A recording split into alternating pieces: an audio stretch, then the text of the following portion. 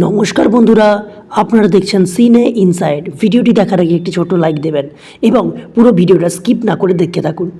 অনুরাগের ছোঁয়া ধারাবাহিকে আজকের পর্বে দেখবেন কৃষ্ণ সেনগুপ্ত বাড়িতে ছুটে এসে বলে, রূপা মাও হাজতে, পুলিশ মাকে জেলে দিয়েছে। তারপর রূপা আর কৃষ্ণ থানায় যাওয়ার জন্য সেখান থেকে চলে যায়।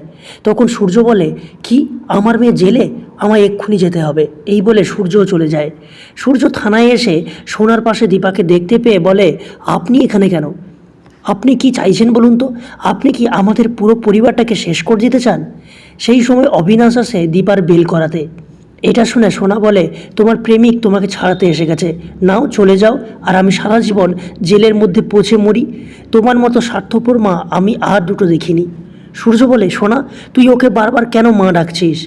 এই বলে সূর্য পুরনো কথা ভাবতে গিয়ে অজ্ঞান হয়ে যায়। দীপা বলে, প্লিজ ওনাকে কেউ ডাক্তারের কাছে নিয়ে যাও। এরপর দীপা বাইরে বেরিয়ে পেপারে সাইন করে বলে, অফিসারের গায়ে হাত তোলার জন্য আমি দুঃখিত।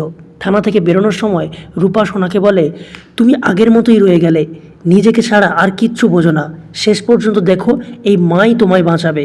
এদিকে কুন্তলা উর্মিকে ফোন করে বলে এখনই তার বাড়িতে আসতে। তা দেখে দীপা উর্মিকে ফলো করে কুন্তলার বাড়িতে গিয়ে আড়ালে শুনতে পায় যে কুন্তলার পরামর্শেই উর্মি এসব করছে। সেই সময় একজন লোক দীপাকে দেখে ফেলে।